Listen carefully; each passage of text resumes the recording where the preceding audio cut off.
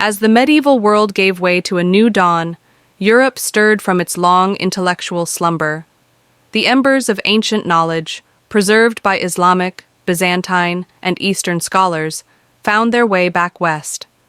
What followed wasn't merely a return to old wisdom, it was a rebirth, a renaissance. The Renaissance wasn't a single moment or discovery, it was a cultural wildfire, igniting across Florence, Venice, Paris, and beyond, fueled by curiosity, humanism, and the rediscovery of lost texts. Artists, scientists, architects, and philosophers all began to look inward and outward with fresh eyes. Suddenly, man was not just a servant of divine order, but a being capable of reason, creation, and exploration.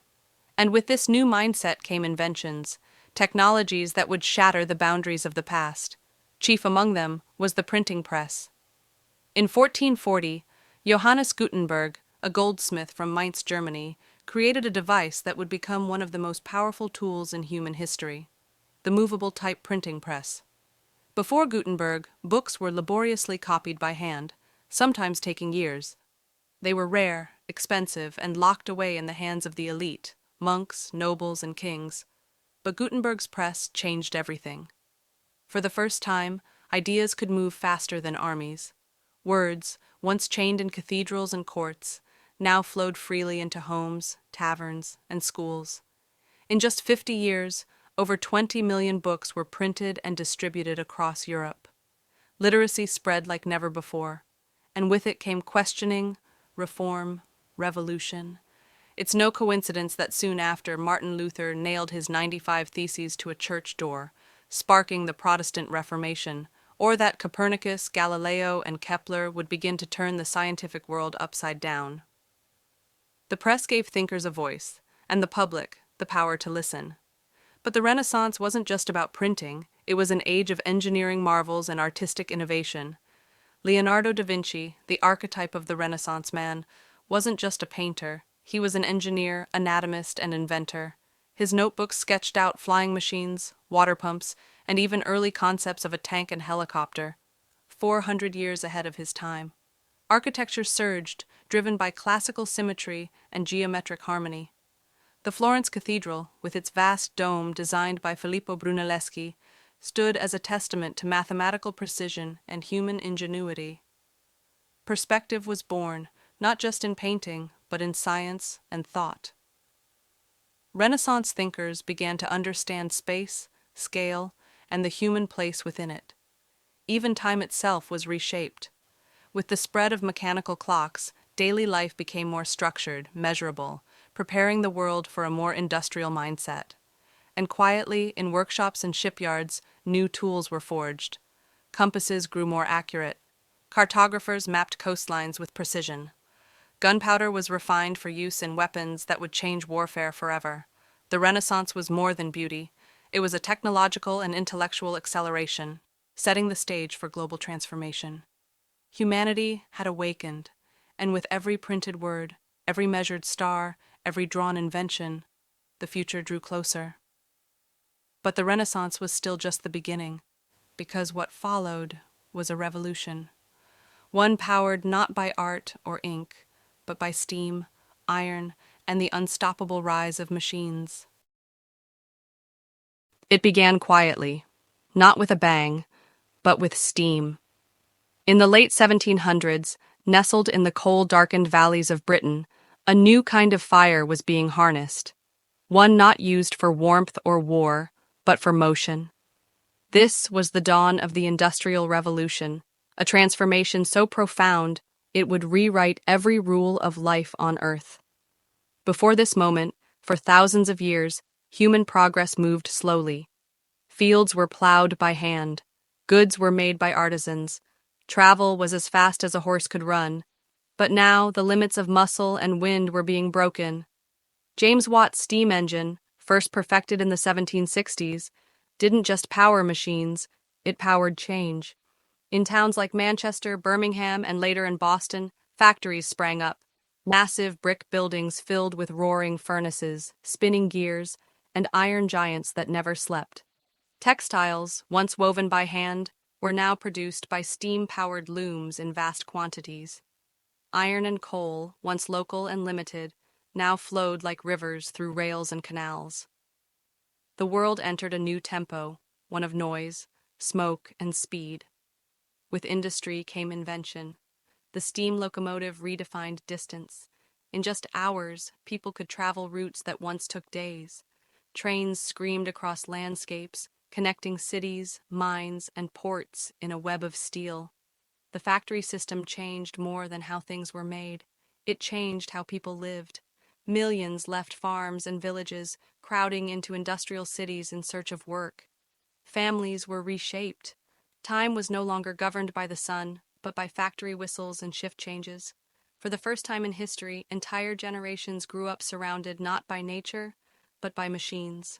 And with that shift came both progress and pain. Child labor, soot-choked air, and brutal working conditions were the dark costs of industrial growth. Cities swelled beyond capacity, disease spread, and inequality deepened. Yet amidst the smoke and sorrow, humanity pressed forward. Innovation exploded. The telegraph made communication nearly instant. The steamship connected continents. The mechanical reaper transformed agriculture. Elevators, steel frameworks, and mass production reshaped how cities were built. The Industrial Revolution wasn't a single invention. It was a chain reaction. One idea sparked the next. A better engine led to faster transport. Faster transport moved more goods. More goods meant more markets, and more markets meant more innovation. But perhaps its most lasting invention was the idea of scale. For the first time, human ambition wasn't just to survive, it was to multiply, accelerate, and dominate the natural world. Knowledge no longer belonged to a few. It now fueled industries. Power no longer came from kings. It came from coal, gears, and engines. By the end of the 19th century, a child born into a poor, soot-covered slum could one day ride a train, send a telegram, and wear a factory-made suit. Things unthinkable a century before. The world had shrunk. The pace of life had quickened. Humanity had become industrial. But this was just the first gear. Because waiting in the wings was a new force, silent, invisible, electric, and with it, the world would light up. The 19th century ended with smoke and steam, but the 20th began with a spark. A new force had been captured. Not muscle, not fire, but something invisible, powerful, and everywhere. Electricity. For centuries, its flickering presence had been a mystery. Ancient Greeks noticed static sparks from rubbed amber. In the 18th century, Benjamin Franklin proved that lightning was electric. But it wasn't until the 1800s that electricity would be tamed, directed, and eventually used to power civilization. Michael Faraday discovered how to generate electric current using magnets, the basis for every generator today. Nikola Tesla envisioned a world of wireless energy and alternating current. And Thomas Edison, with his relentless experiments, gave us the first long-lasting light bulb and the idea of electric lighting in every home. Light was no longer the realm of flame. It could now be summoned by flipping a switch. Cities began to glow. Street lamps replaced gas lights. Homes that once relied on candles were bathed in a soft electric hum. The night was no longer dark. But electricity was only the beginning of this new golden age. This was the era of invention, a time when creativity and science fused to transform everyday life. Alexander Graham Bell's telephone allowed voices to travel across cities. Guglielmo Marconi's radio sent messages wirelessly through the air. In 1903, the Wright brothers defied gravity, lifting off the sands of Kitty Hawk and into history. In mere seconds, they opened the sky to human flight. Transportation evolved with ferocious speed. Carl Benz and Henry Ford turned automobiles from luxury toys into mass-produced machines. Ford's assembly line didn't just build cars, it revolutionized manufacturing. What once took a day could now take minutes. The world was growing smaller. People, goods, and ideas moved faster than ever before. In just a few decades, society transitioned from candles to electric grids, from handwritten letters to instant radio broadcasts, from horses to horsepower. This era also gave rise to the modern inventor-entrepreneur. Men like Edison, Tesla, Westinghouse, and Ford weren't just tinkering in workshops, they were building empires. Patent offices were flooded. Innovation was no longer a quiet pursuit, it was a race, and each invention built on the last. But beyond the machines, something deeper was happening. Humanity was beginning to understand the laws of nature and how to harness them. The invisible world of electromagnetism, the mechanics of flight, the chemistry of fuels, and the mathematics of circuits. These were no longer mysteries. They were tools. Tools that would soon lead to unimaginable power and unprecedented responsibility. By the early 20th century, the foundations for the modern world had been laid. Cities gleamed with neon and steel. Voices traveled across oceans. Factories roared with precision. The world had entered a new age, one where science wasn't just explaining nature, it was rewriting it. But even this explosion of innovation was just a prelude. Because waiting on the horizon was a revolution of circuits, code, and silicon. The age of electricity had lit the world. The digital age would connect it.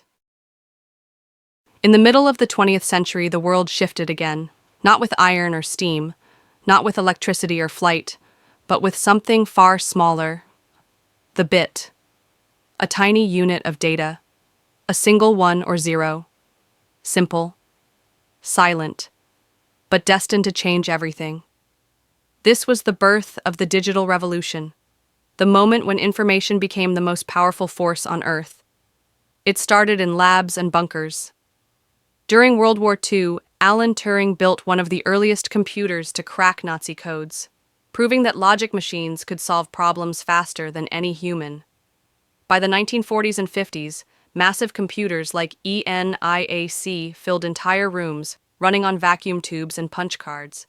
They were loud, slow, and expensive, but they worked. And then came the transistor.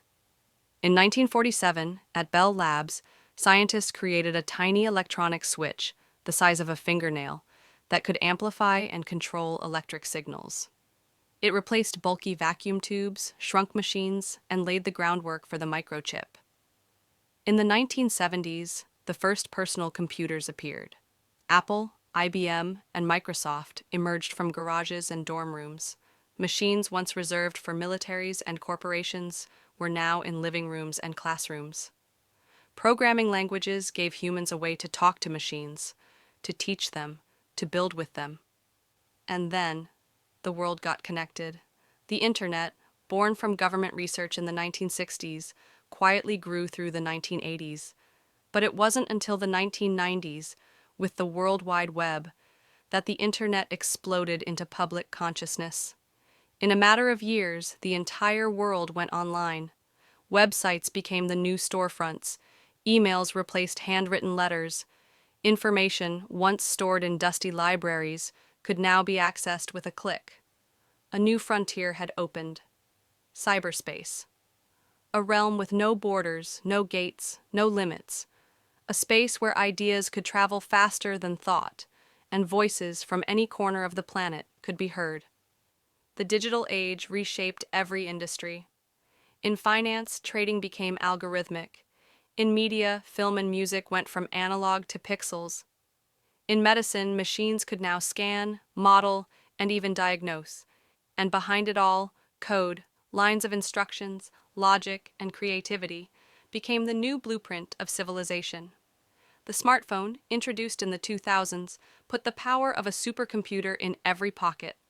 Now, billions of people could connect, create, and consume, anywhere, anytime. Digital platforms like Google, Facebook, YouTube, and Amazon didn't just change how we communicate or shop. They redefined how we think, how we learn, how we exist. The revolution didn't stop with screens. Behind the glass, artificial intelligence began to emerge. Machines that could learn, speak, predict, create. From search engines to language models, the digital age blurred the line between man and machine. In just 50 years, humanity leapt from analog dials to intelligent systems, from disconnected machines to a globally linked brain. But this connection came with new questions. Who controls information? What happens when data becomes more valuable than oil? When machines can think, what becomes of thought? The digital revolution was not the end of the story. It was a gateway, a transformation not just of tools, but of reality. Because now, the world stands at the edge of something even deeper, a time when technology is not just external, but embedded in our homes, our bodies, our minds. And as we step into this next age, the line between human and machine begins to fade. The 21st century began not with new machines, but with new minds. For thousands of years, humanity built tools to extend our bodies: spears, wheels, engines. Then we built tools to amplify our vision: telescopes, microscopes, satellites. But now, we are building tools to replicate our thoughts: machines that reason, learn, and even create. Welcome to the information age, an era where data is the new currency, where algorithms shape economies, and where the most powerful force is not matter, but information. Every second, the world creates over 2.5 quintillion bytes of data, from texts, photos, GPS signals, medical records, satellite feeds, and more. This ocean of data doesn't just sit in servers, it feeds something. It feeds artificial intelligence. AI began as a simple dream. Could machines mimic human thought? The early answers were primitive, rule-based systems, basic chess programs. But with the rise of machine learning, AI no longer needed to be told what to do. It could be trained, like a child, through patterns, trial and error, repetition. In just 2 decades, AI went from barely recognizing a cat in a photo to driving cars, diagnosing cancers, writing code, creating music, and holding conversations. AI is no longer a tool. It is an ecosystem, embedded in phones, banks, hospitals, factories, and homes. It recommends what we watch. It filters what we read. It predicts what we want before we ask. But as intelligence spreads, so do the questions. Who owns our data? Can algorithms be fair? Should machines have rights? And what happens when machines outthink us? The information age has connected the world, yet fractured attention, empowered individuals, yet eroded privacy, given voice to the voiceless, yet amplified misinformation. This is a world of paradox, where truth competes with noise, where progress breeds dependence, where access to everything can feel like knowing nothing. Meanwhile, scientists are mapping the brain like a machine, and engineers are building machines that resemble the brain. The boundary between human and machine grows thinner each day. Brain-computer interfaces, neural implants, virtual realities indistinguishable from life. These are no longer science fiction. They are prototypes, and soon they'll be products. We now live in a world where the future is updating in real time, where a teenager with a laptop can reshape an industry, where revolutions start with hashtags, where knowledge is infinite, but wisdom feels scarce. The information age is not just about technology, it's about choice. What do we build? What do we protect? What do we become? From the cave to the cloud, from sparks to silicon, from wheels to wisdom. This is the arc of humanity,